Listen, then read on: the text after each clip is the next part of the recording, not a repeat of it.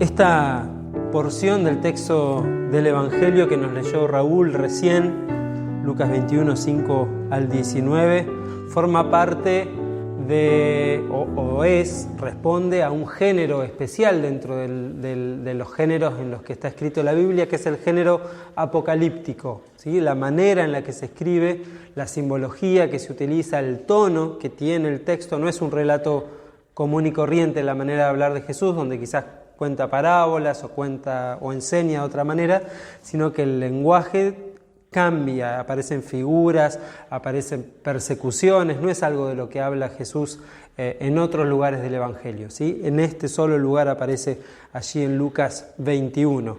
Hay otros pasajes en la Biblia que tienen el mismo tono, que responden al mismo género literario. Digo género literario como si fuera poesía, ¿no? Cuando uno lee un salmo se da cuenta que es una poesía. Hay cierta métrica, si uno pudiera ir al hebreo y verlo, va a ver que hasta hay una rima, se juega de manera con reglas establecidas. Bueno, lo mismo pasa con el género apocalíptico, es un género particular y tiene ciertas reglas. Hay otros pasajes en Daniel, en Isaías, Ezequiel, Zacarías, en los evangelios sinópticos, como el de Lucas que leímos, hay pequeñas intervenciones en el mismo género. En Tesalonicenses también hay una porción, y la obra más conocida y más grande, donde este género, digamos, explota, es el libro del Apocalipsis, es el último libro de la Biblia, ¿sí? Donde está escrito de principio a fin en este género apocalíptico. El género apocalíptico tiene como característica que está escrito con un lenguaje que tiene simbología, ¿no? Que aparecen visiones o aparecen cosas que están más allá de lo que uno suele ver habitualmente, ¿no? Cosas diferentes. En Apocalipsis esto se ve, aparecen bestias y un jinete y caballos, y hay un uso de las imágenes mucho más fuerte.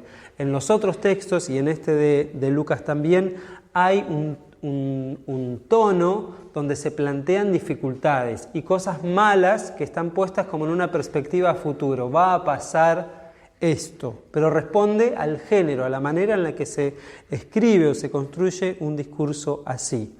Todos los textos apocalípticos surgen, es como una regla también, en tiempos de dificultad. No surgen cuando todo es paz y amor, sino que surgen como respuesta en medio de un tiempo de dificultad.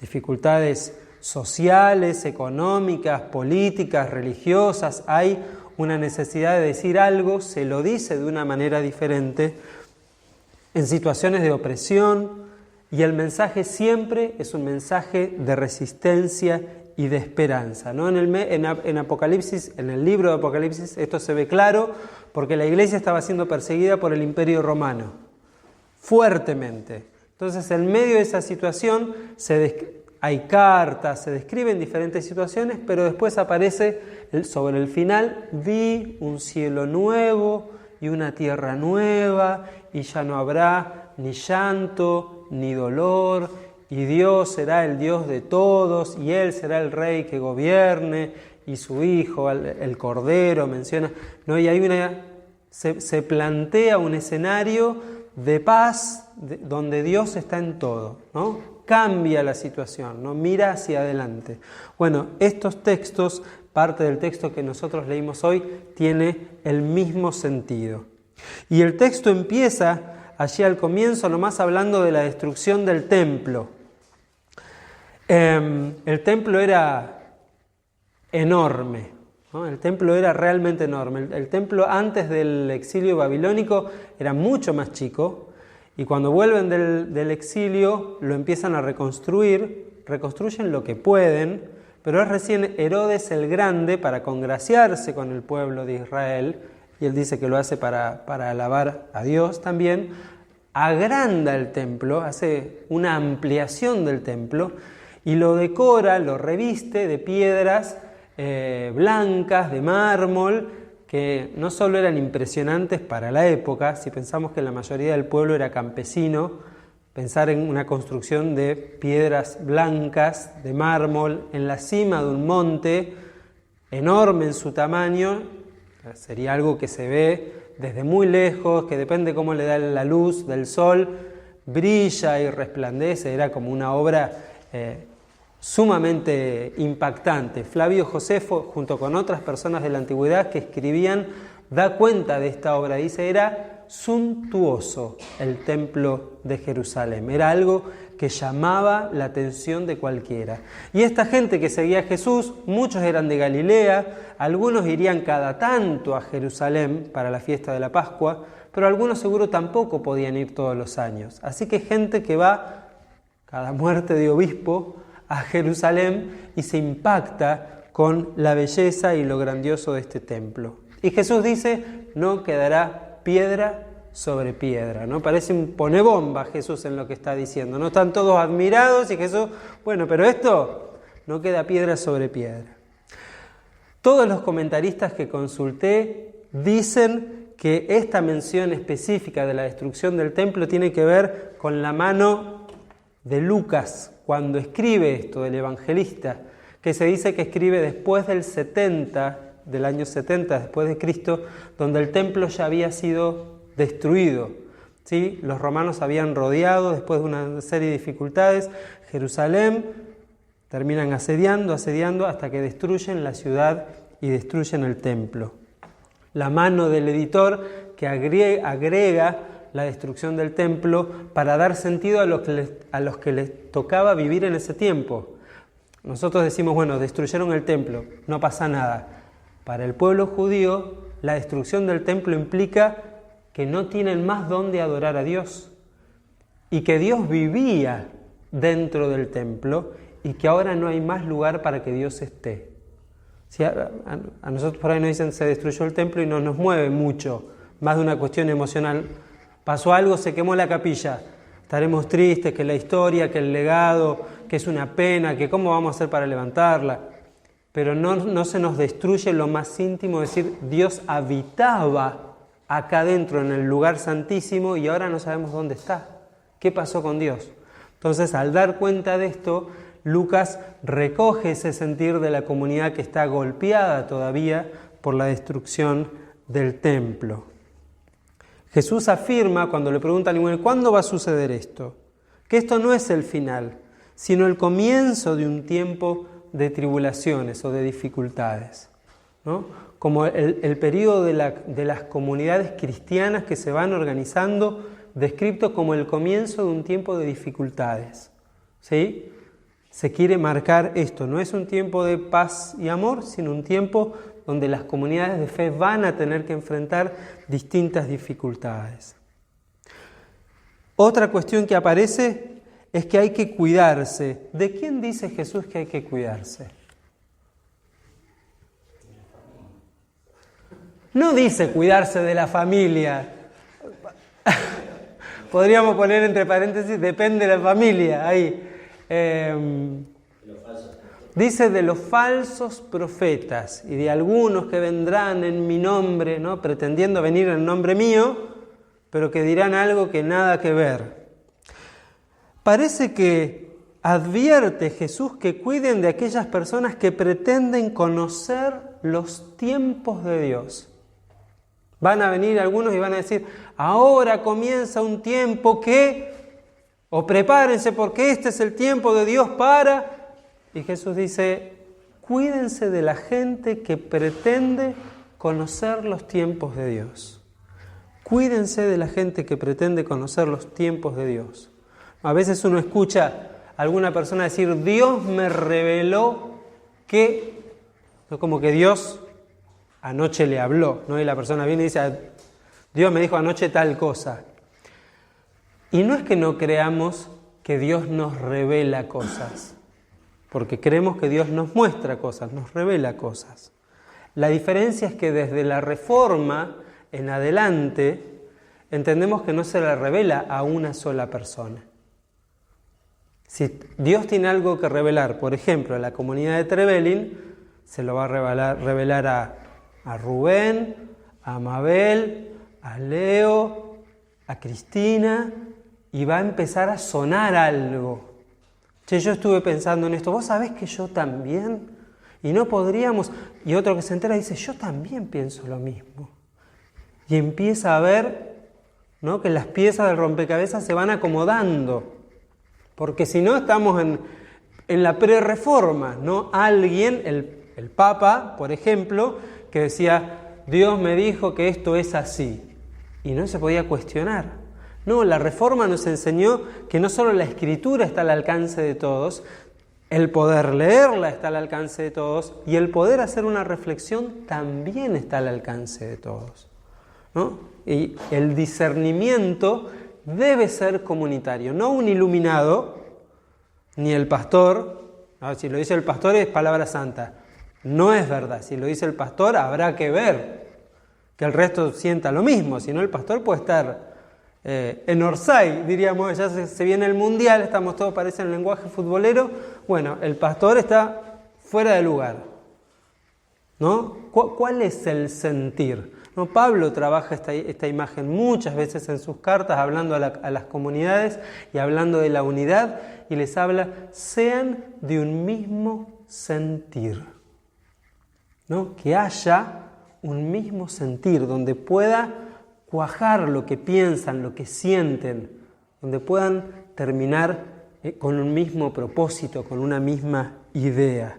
No iluminados ni iluminadas, falsos profetas, dice Dios, sino el discernimiento en el marco de la comunidad.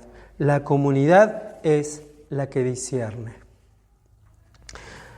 Finalmente, Jesús menciona que habrá padecimientos, ¿no? Ahí sí aparecía lo de las familias, ¿no? Las familias que van a denunciarlos por ser creyentes y los van a exponer para que se los lleven o los enjuicien o lo que sea.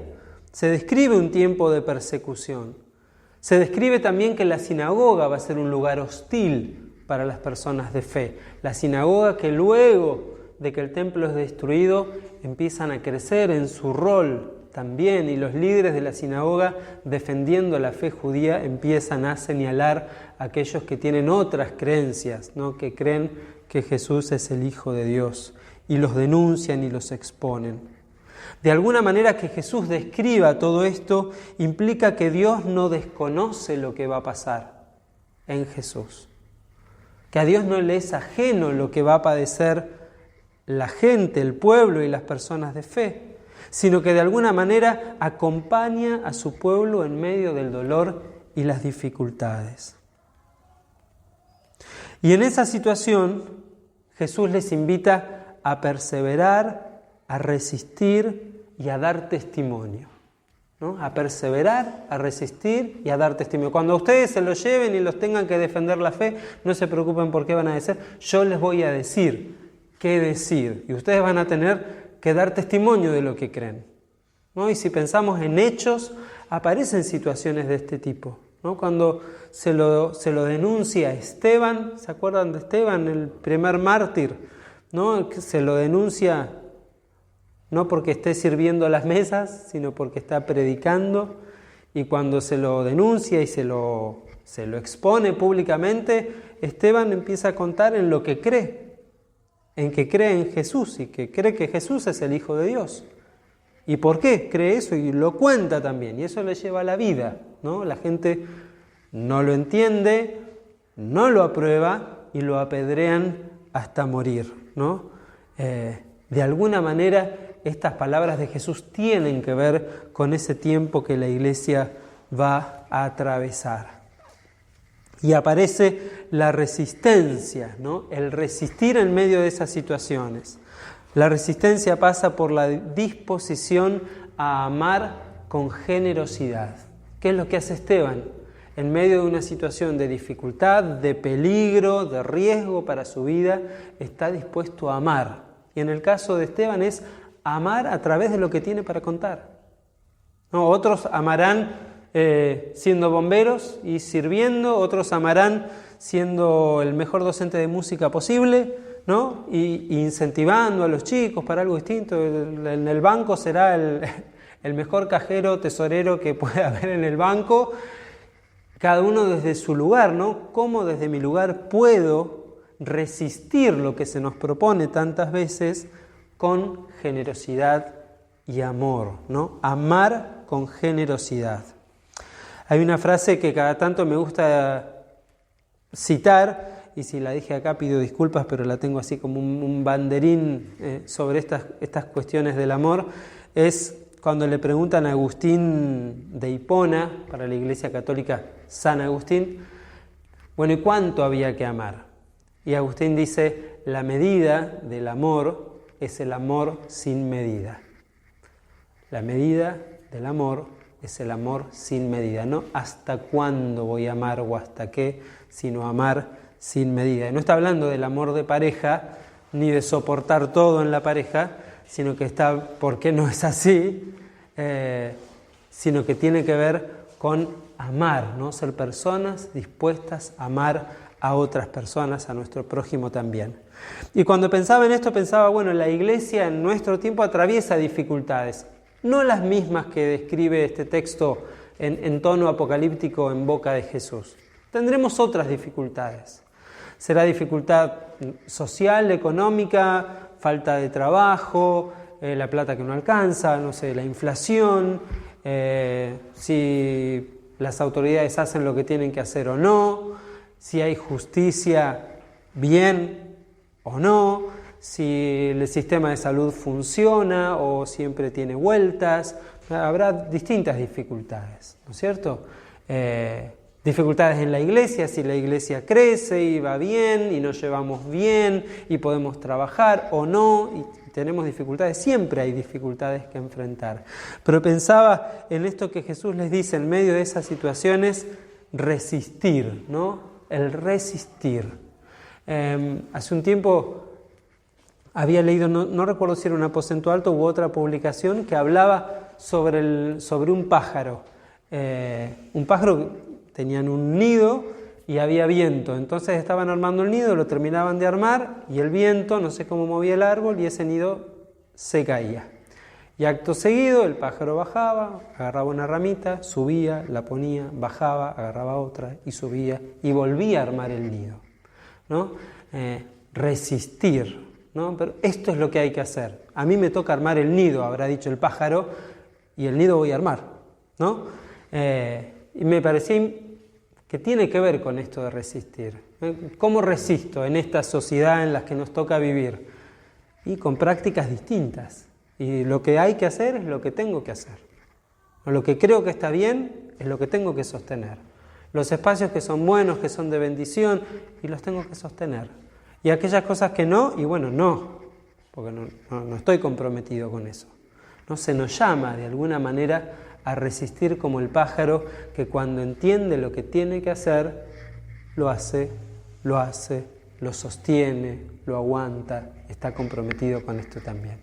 Que el Espíritu de Dios pueda seguir soplando en medio nuestro para que podamos comprometernos a hacer aquello bueno que hace bien a los demás, que podamos resistir como el pájaro haciendo lo que hay que hacer y que lo podamos hacer con amor, amando a nuestro prójimo como a nosotros mismos. ¿Amén? Amén. Oramos a Dios. Dios nuestro, agradecemos tu palabra y agradecemos poder reflexionarla también con libertad y pedimos que sea tu Espíritu Santo el que ilumine nuestro recuerdo para que en nuestra mente y en nuestro corazón solo quede aquella palabra que vino de vos para nosotros. Y aquellas palabras que fueron simplemente humanas, las podamos olvidar. Lo pedimos en el nombre de Jesús. Amén.